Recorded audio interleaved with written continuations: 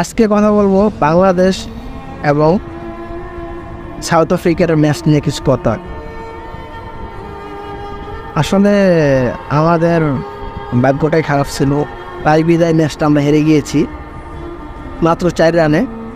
যদি মাহমুদুল্লাহর ব্যাটে 6টা হয়ে যেত তাহলে আমরা জিতে যেতাম। আর আম্পায়ারের যে একটা 4 হয়েছিল আমাদের মাহমুদুল্লাহর সাথে, মাহমুদুল্লাহ পায়ে বেজে যে লেগ বাই সূত্রে 4টা হয়ে গেছিল, সেটা যদি আম্পায়ার আউটটা না দিয়ে 4টা হয়ে যেত তাহলে আমরা স্বাচ্ছন্দ্যভাবে আরও আগে জিতে যাই।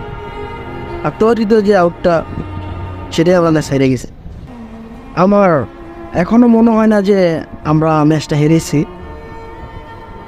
মনে হয় যে একটু আক্ষেপ ছিল আমাদের।